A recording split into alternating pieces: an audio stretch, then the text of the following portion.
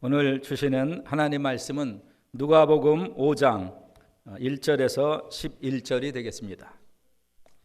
신약성경 96면입니다. 누가복음 5장 1절에서 11절 말씀, 우리 찾으셨으면 1절부터 같이 합독합니다. 무리가 옹이하여 하나님의 말씀을 들을새 예수는 게네사렛 호숫가에 서서 호숫가에 두 배가 있는 것을 보시니 어부들은 배에서 나와서 그물을 씻는지라.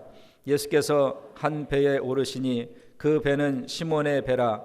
육지에서 조금 뛰기를 청하시고 앉으사 배에서 무리를 가르치시더니 말씀을 마치시고 시몬에게 이르시되 깊은 데로 가서 그물을 내려 고기를 잡으라. 시몬이 대답하여 가로되 선생이여, 우리들이 밤이 맞도록 수고를 하였으되 얻은 것이 없지만은 말씀에 의지하여 내가 그물을 내리리이다 하고 그리한즉 고기를 애운 것이 심히 많아 그물이 찢어지는지라. 이에 다른 배에 있는 동물을 손짓하여 와서 도와달라 하니 저희가 와서 두 배의 채움에 잠기게 되었더라. 시몬 베드로가 이를 보고 예수의 무릎 아래 엎드려 가로되 주여, 나를 떠나소서, 나는 죄인으로소이다 하니 이는 자기와 및 함께 있는 모든 사람이 고기 잡힌 것을 인하여 놀라고 세베대의 아들로서 시몬의 동업자인 야고보와 요한도 놀랐음이라. 예수께서 시몬에게 일러 가라사대 무서워 말라. 이제 후로는 내가 사람을 취하리라 하시니 저희가 배들을 육지에 대고 모든 것을 버려두고 예수를 쫓으니라. 아멘. 이 시간 할렐루야 찬양대 찬양이 있은 후에 신앙생활의 비밀이라는 제목으로 담임 목사님께서 말씀을 전하시겠습니다.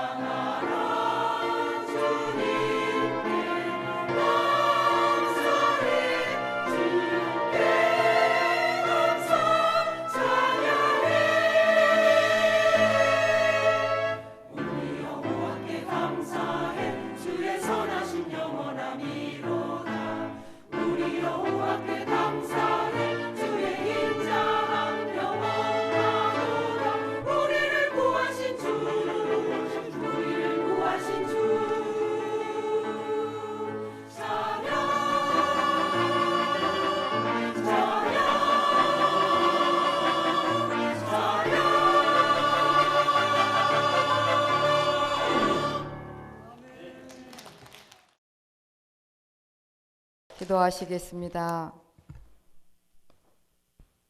보이지 않는 영원한 삶이 우리 영의 하나님 아버지와 영원히 살 수 있는 그러한 신앙 생활인데 우리는 이 땅에 사는 동안 육체를 가지고 있기에 가정생활, 사회생활이 더 친밀감 있게 와 닿아서인지 하나님 아버지의 자녀가 되었음에도 불구하고 이게 뭔가 하면서 광야를 헤맬 때가 많습니다.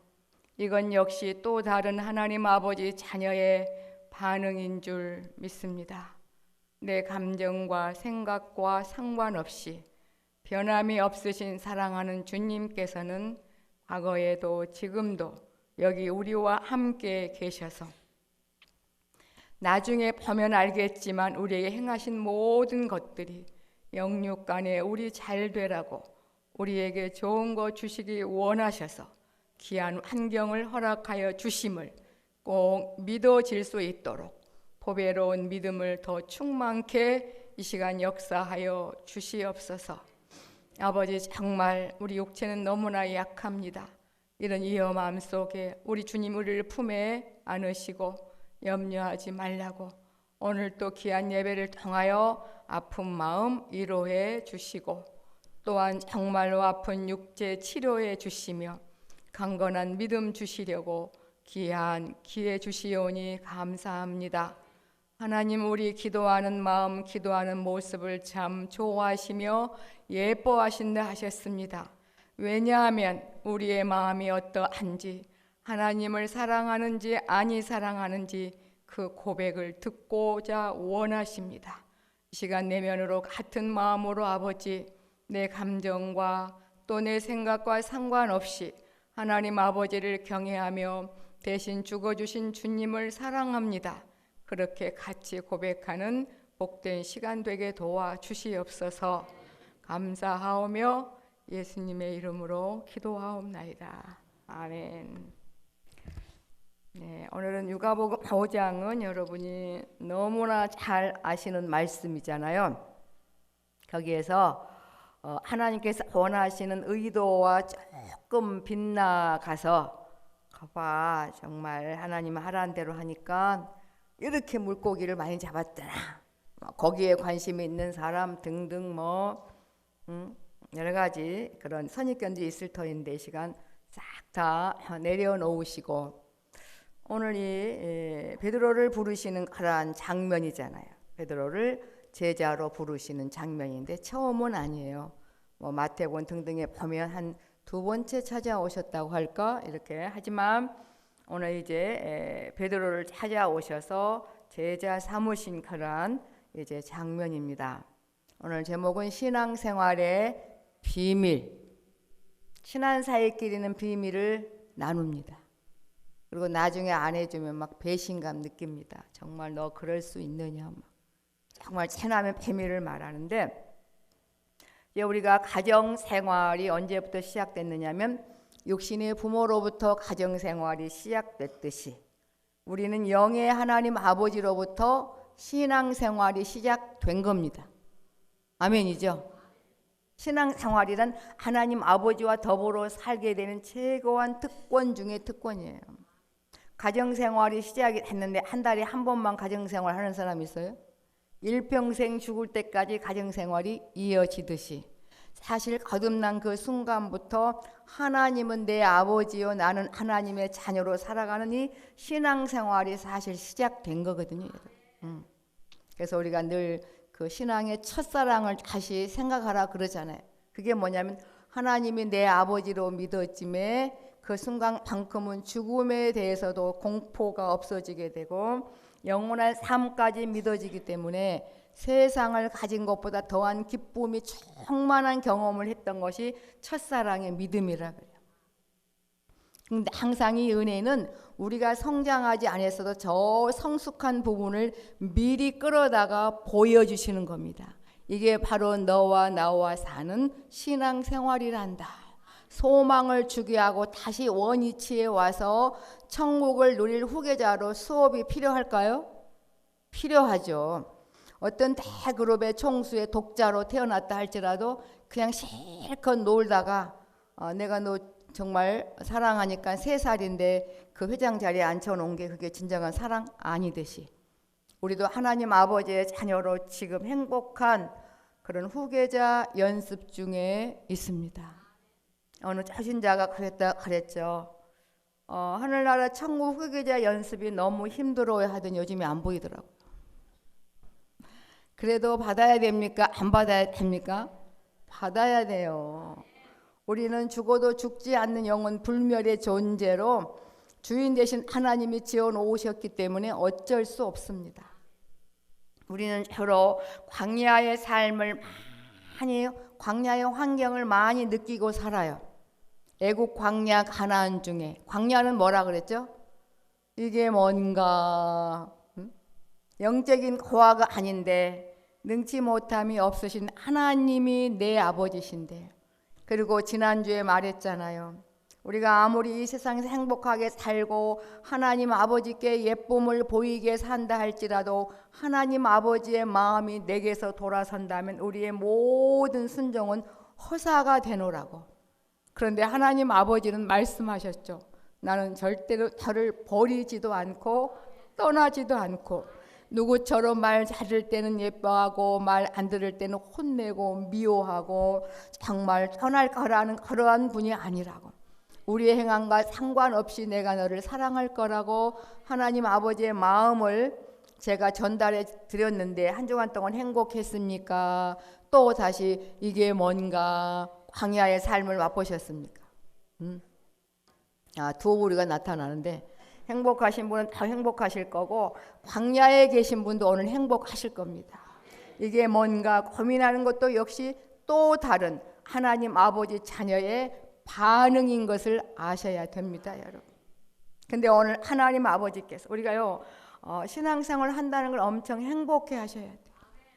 하나님이 내 아버지로 시작된 삶이기 때문에 그 배후에는 죄 없이 목숨을 버리신 주님의 희생도 있어요.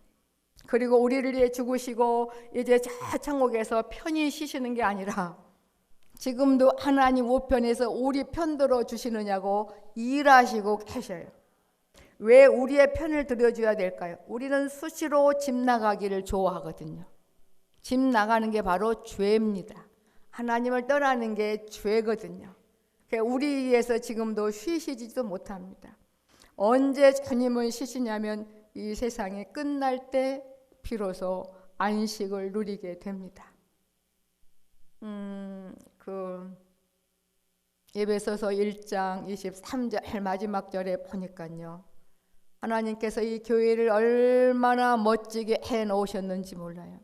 교회의 머리는 예수 그리스도인데 그 영육간의 모든 만물이 충만한 곳이 바로 교회다.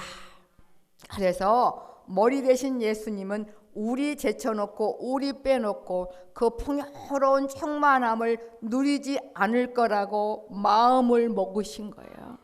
그냥 혼자 기뻐하셔도 되는데 그렇게 하지 않을 거라고 마음을 먹으셔서 꼭 우리와 함께 그 기쁨을 누리겠노라고 작정하셔서 지금도 우리가 아파할 때 같이 아파하고 계십니다. 여러분, 예수님이 우리의 교회의 머리라는 게 결코 우리는 막연하게 들었을지 모르겠지만 약속하신 주님은 그렇지 않습니다. 그래서 우리의 어떠한 생각도 다 아시고 기쁨도 아시고 고통도 아시고 계시니까 주님 몰래 일어난 일이 없으니까 여러분, 주님이 예뻐하시는 그 아름다운 모습, 아버지 내가 오늘은 힘들어요. 내가 오늘은 두려워요. 내가 오늘은 무서워요, 아버지. 내가 내 생각도 내 마음대로 할 수가 없습니다, 아버지. 저는 정말 병드는 게 두려워요. 죽음이 무서워요. 이런 부분들을 아버지께 언제든지 고하라고 우리의 머리로 하나님께서 주님을 정말로 짝지어 놓으시고 우리를 떠나지 않도록 이끄심을 받아 이렇게 신앙생활이 시작되고 있는 겁니다, 여러분.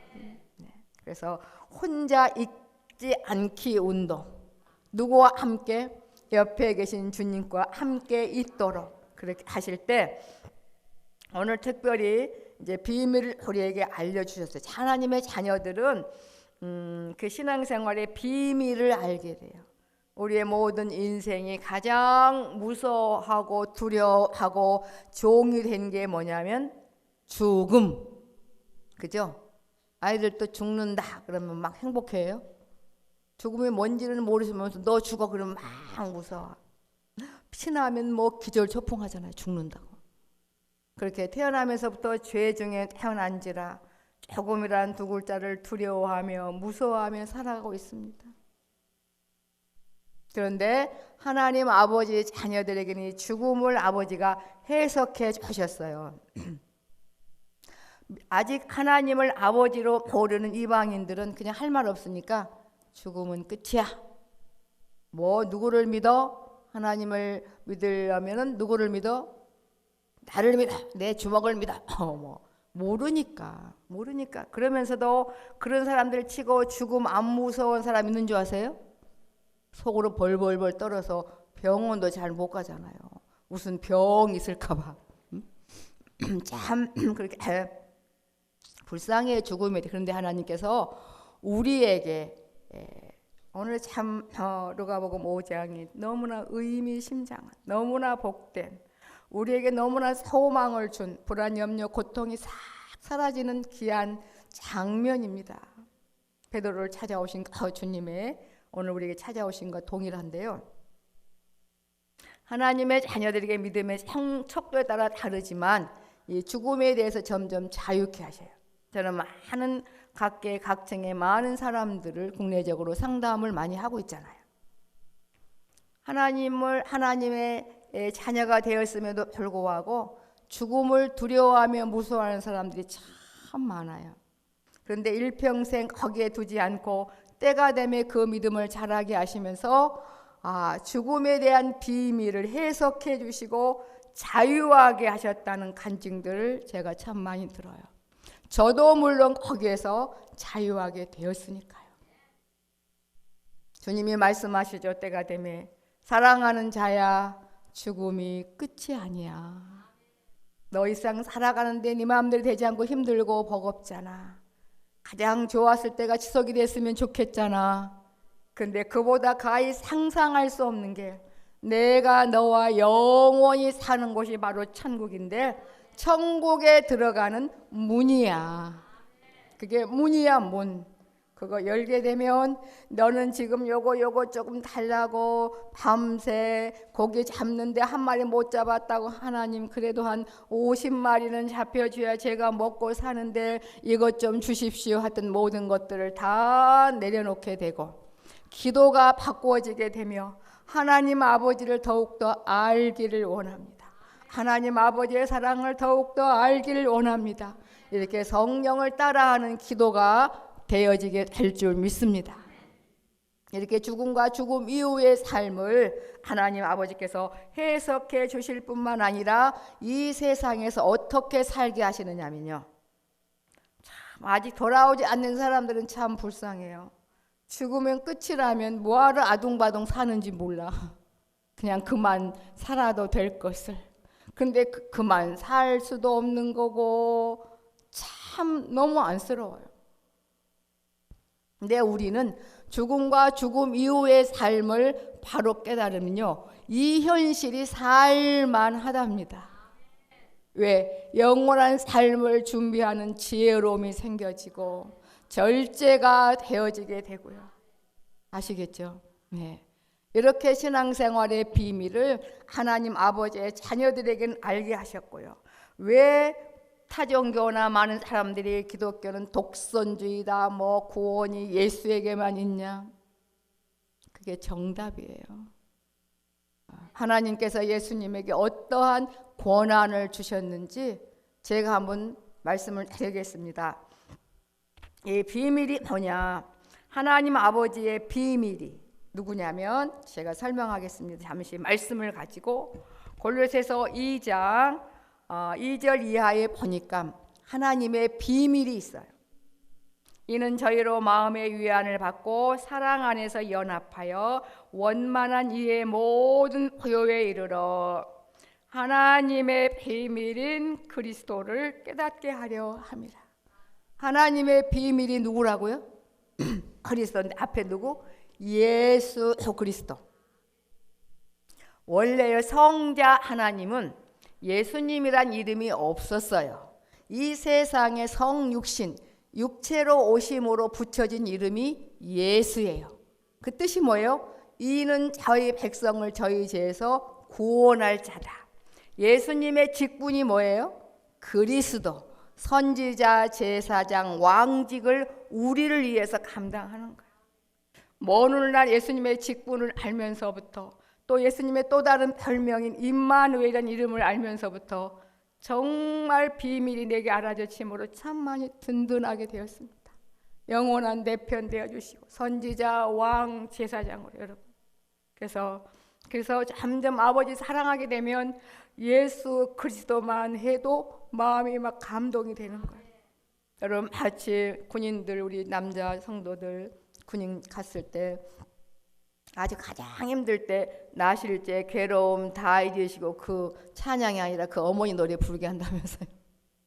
아무리 무뚝뚝해도 아마 그 노래 부르면서 웃으면서 부르는 군인들 없을걸? 엄마한테 잘못한 거 생각나면서 뭐 막 은혜가 넘치잖아요, 그죠? 그런 것처럼 예수 그리스도라는 그 얘기만 해도 그렇게 복차게 되어 있더라고요. 여러분 하나님 아버지의 비밀인 그리스도를 점점 알아가고 계시는 거예요. 그래서 하나님의 비밀인 그리스도 예수 안에는 지혜와 지식의 모든 보화가 감추어 있다.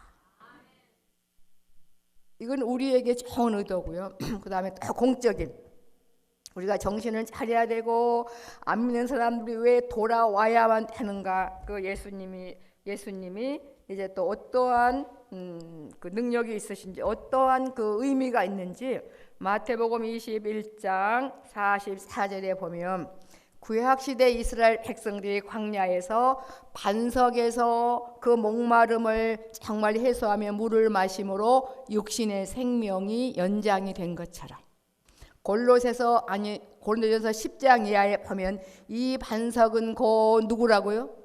그리스도 예수시니 우리는 광야와 같은 삶을 사는데 우리 주 예수의 은혜가 아니면 우리의 삶이 연속이 될 수 없어요. 신앙생활이 사라져질 수가 없습니다. 이 반석은 곧 그리스도니.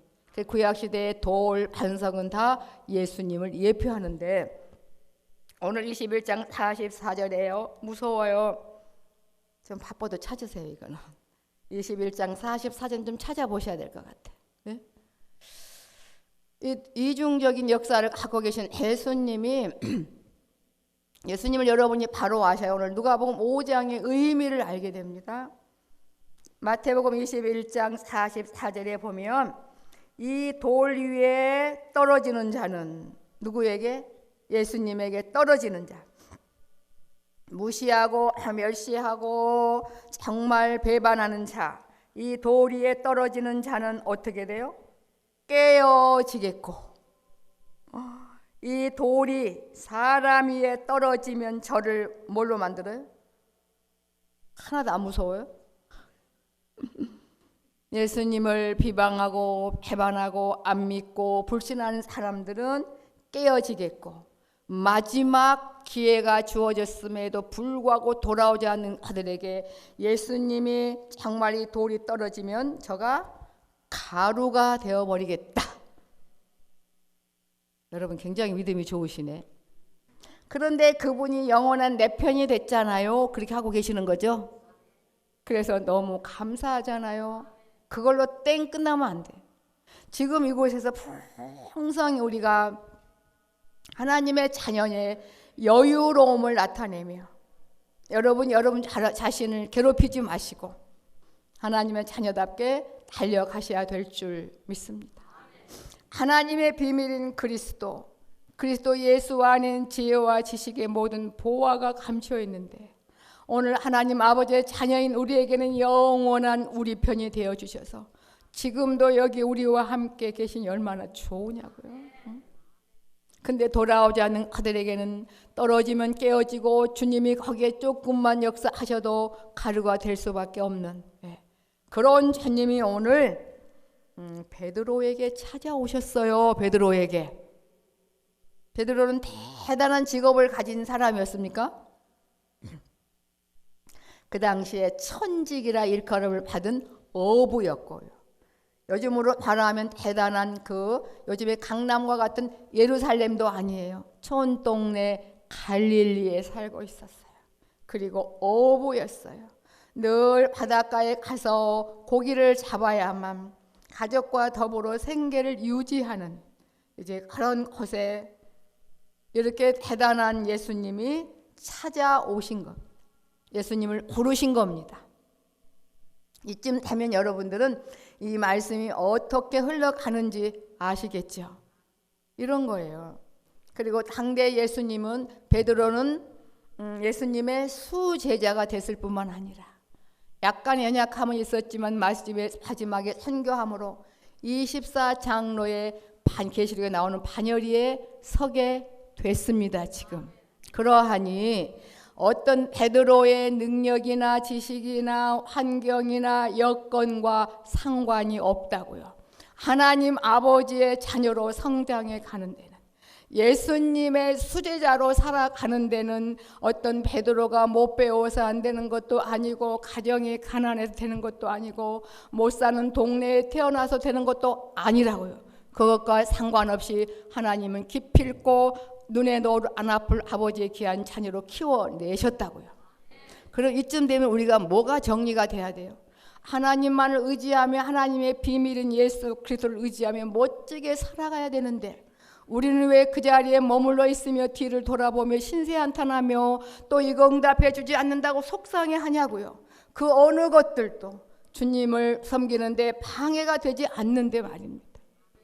그건 뭐예요? 아직도 우리가 주님을 온전히 덜 사랑하기 때문에 그렇다고요. 주님을 사랑하는 것도 어찌 보면 내 욕심을 넣어가지고 아직 남 앞에서 조금 잘 보이면 그게 뭐 대단한 겁니까? 우리가 한 몸인데 남보다 내가 더 많이 잘 보여야 돼. 남의 거 많이 본다고 좋은 것도 아니에요. 네? 그거 봐서 어쩔 건데 가서 그 사람한테 왕노를 할 건가? 오히려 그 연약함을 보여주면 기도하지 않으면 더 혼나는 것을. 그렇잖아요. 우리는 한 몸인 것을. 여러분의 환경 여건 때문에 주님을 섬기지 못한다고 핑계 대시는 분이 한 분도 없으시길 바랍니다. 오늘 그런 예수님이 베드로에게 찾아오셨듯이 그 주님이 우리에게 찾아오셨을 뿐만 아니라 지금 우리와 함께 계시니, 우리가 세상 것 때문에 원망 불평 뭐 이거 안 주고 속상하고 그런데 시간을 낭비할 필요가 없는 바, 우리가 날이 가고 해가 갈수록 더 이 예배가 더 충만해야 되며 더 설렘으로 우리가 귀한 은혜를 받으며 달려가셔야 될 줄 믿습니다. 여러분 한번 명절 동안 믿는 친척, 안 믿는 친척 등등 다 살펴보셨잖아요. 그래도 믿는 친척의 폼이 좀 더 나죠. 안 믿는 사람들 무시해서가 아니라 야 진짜 본능이다. 오늘도 아침에 오는데 그래도 이 교회는 그래도 신성한 곳인데 참 우리가 너무 잘못 살고 있구나.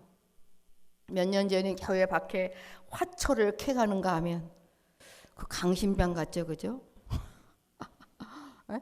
화초를 캐가 버렸어요.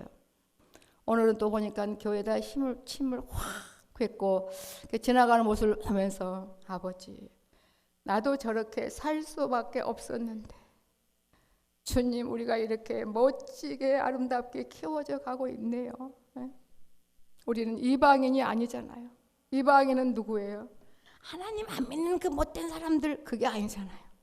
아직 부름을 받지 못한 자들. 우리는 누구예요? 하나님의 자녀는 아무 자격 없지만 먼저 부름을 받은 자들. 오늘 우리에게 찾아오셨어요. 한번 보겠습니다.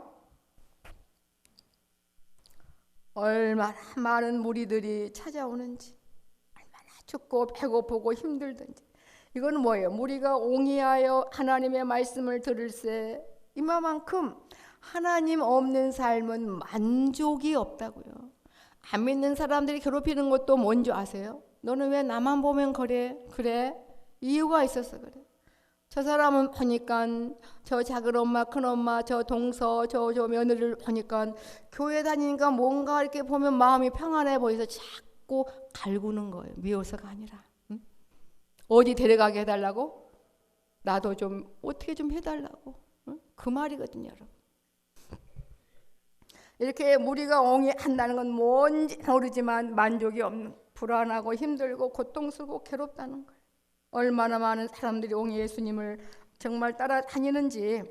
그래서 예수는 게네사렛 호숫가에서 갈릴리 바다, 로마식으로 말하면 디베라, 같은 다 말입니다.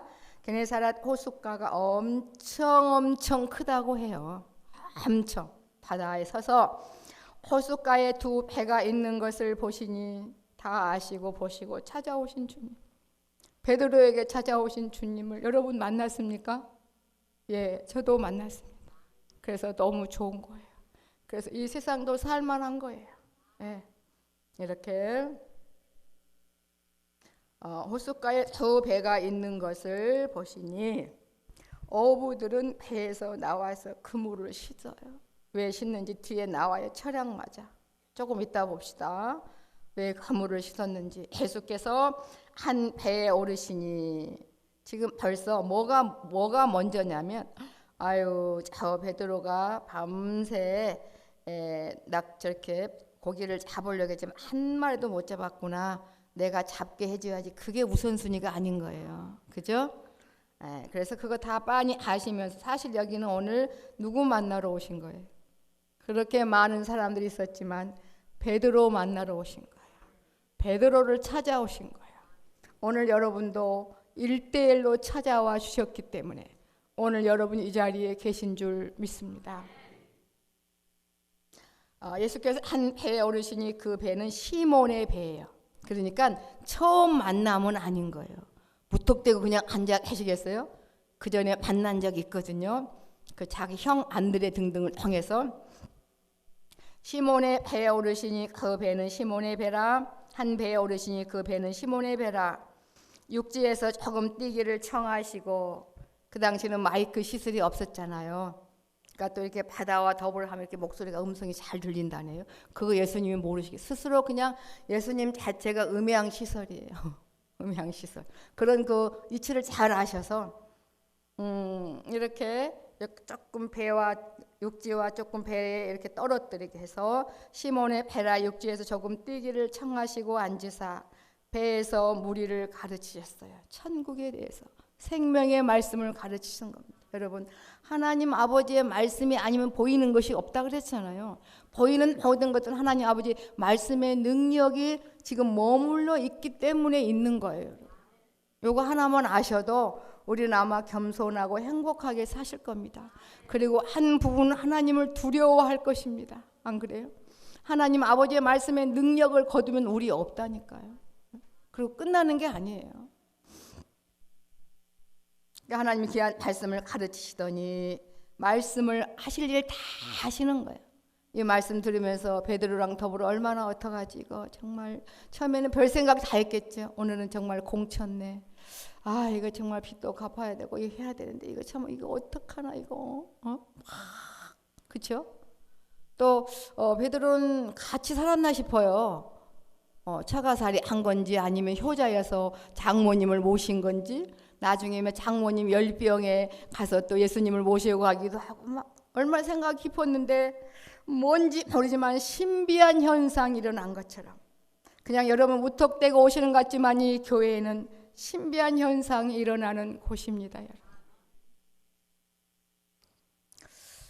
뭔가 마음이 끌려서 아마 이제 다 잊어버렸을까 집생각도 못하고 다 잊어버려. 또 주님은 그럴 때 역사하시더라고요. 그래야 그게 가능하니까 말씀을 바치시고 시몬에게 이르시되 다 아시니까 어떻게 하나 보려고 원래 깊은 데는 물고기가 없는 것도 아시고 또 물고기는 주로 밤에 잘 잡힌 것도 아시는데 이건 뭐 아침에 깊은 데로 가서 그물을 내려 고기를 잡으라고 이건 그 어부의 상식으로는 참 맞지 않아.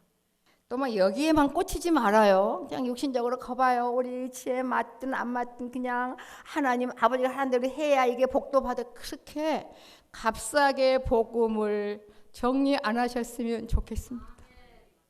아시겠죠? 너무 이렇게 이치에 안 맞게 값싸게 하시면 우리는 너무나 그 부분에 매여 있을 수밖에 없습니다. 깊은 데로 가서 그물을 내려 고기를 잡으라고. 어부의 상식에 이해는 안 되지만 말씀을 들어보니 뭔가 괜찮은 거예요. 신비한 현상이 일어난 거예요. 여러분도 한 달, 두 달 점점점 오다 보니 이제 일요일이 주일이란 말로 바뀌고 주일에는 안가면 심기가 불편해서 오신 게 아니겠어요? 심기가 불편한 게 변하면 이제 설렘으로 바뀌어지게 되시고요. 난리 대난리가 납니다. 6.25 때 난리는 난리도 아니에요. 좋은 난리. 정말 좋은 난리가 나더군요. 정말 기도도 바르게 하게 하시더니, 성령님을 시켜서 기도도 바르게 하시더니 이 기도가 또 응답이 되게 하시는구나. 그래야 알았어요. 과거에는 제가 그랬어요. 토요일이면 항상 거룩 진거룩해야 돼. 그래야 주일날 설교 잘할 수 있어. 근데 뭐 또 마귀가 가만히 두나요? 구별되지 못하게 또 본능으로 나가기도 하고 막 그러잖아요. 뭐 연약성이 있을 수 있잖아요. 그런데 나의 어떤 행함과 상관없이 내 아버지인 거예요. 내가 아파할 때 더 꼭 붙잡아 주시고, 내가 힘들어할 때 더 만나주시는 그 아버지. 그러니까 아버지는 그렇게 우리가 오기를 원하시더라고요. 그래서 이 땅에 사는 동안 죄를 안 짓고 살 수 없음을 아셔서 늘 예수님의 보혈의 공로가 강같이 우리에게 흐르고 있는 겁니다. 죄가 뭐라고요?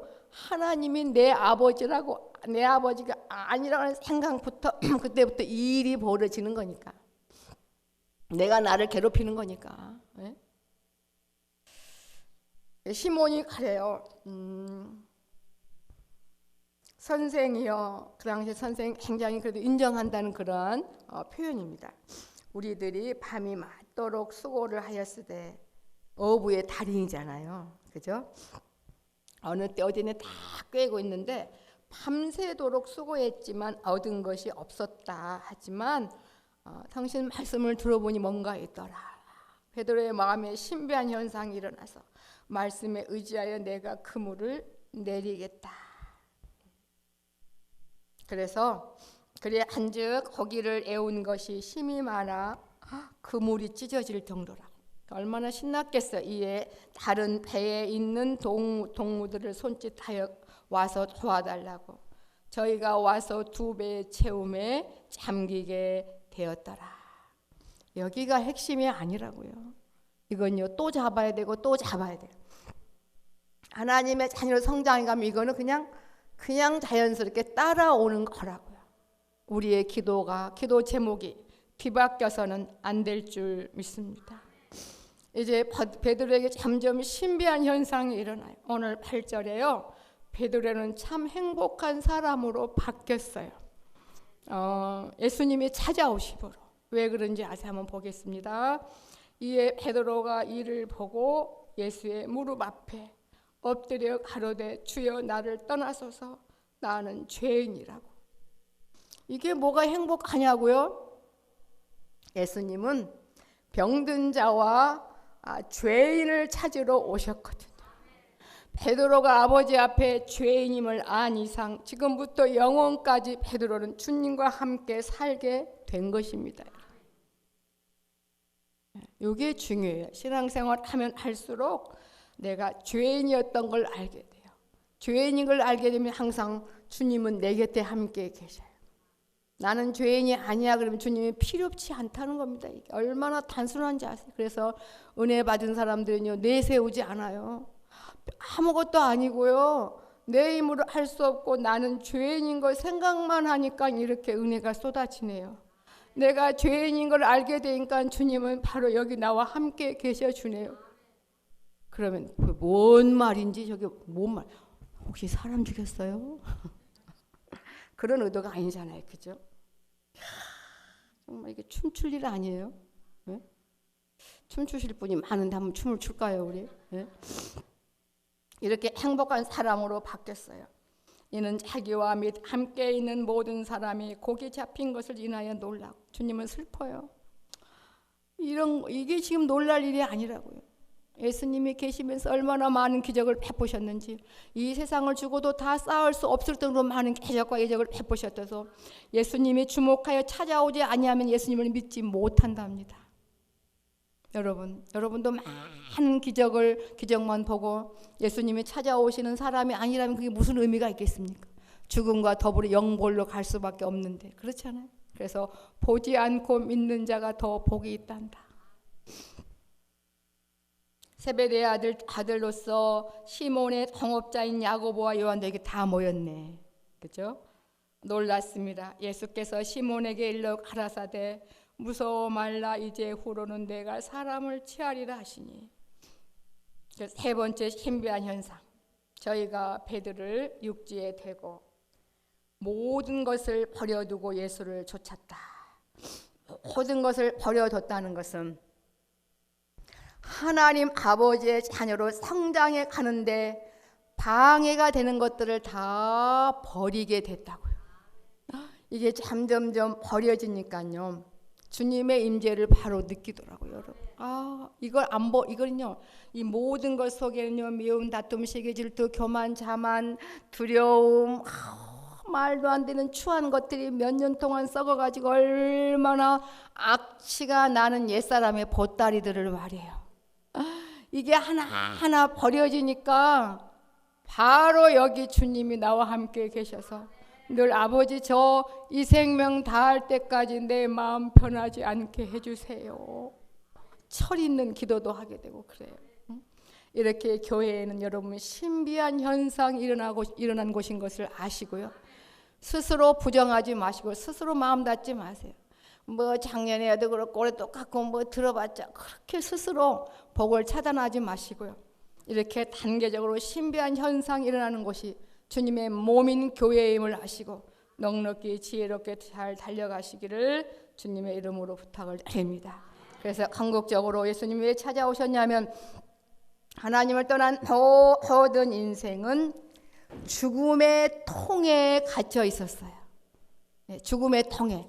아무리 잘 살든 못 살든 주님 없는 예수님이 찾아오심을 받지 않는 거부한 모든 사람들은 죽음의 통 안에서 웃어도 불쌍하고 울어도 불쌍하고 결국은 죽음인데 우리를 거기에서 영원한 생명과 사망의 통으로 찾아오심을 우리가 옮기움을 받으셨으니 마음껏 함께 계신 주님과 더불어 이 현세천국을 누리며 달려가시기를 주님의 이름으로 부탁을 드립니다. 기도하시겠습니다.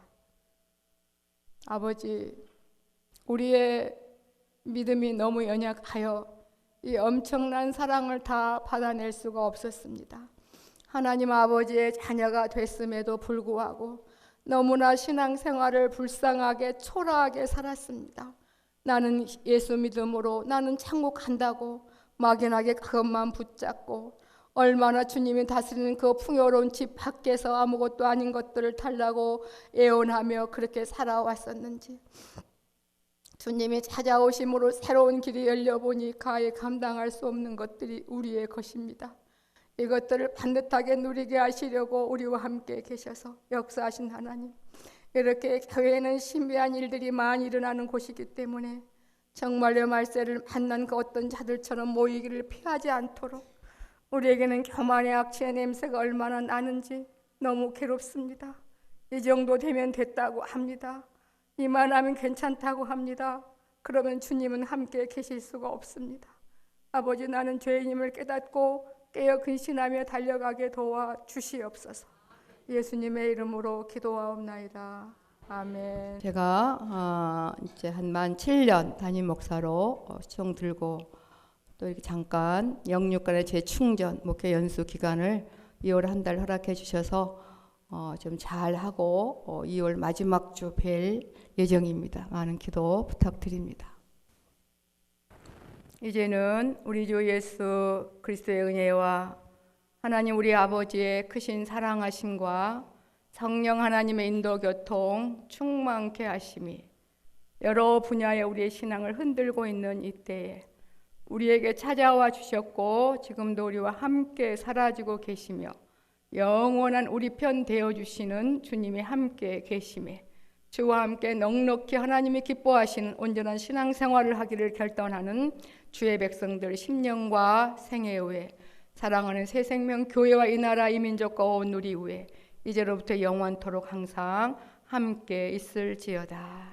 아멘.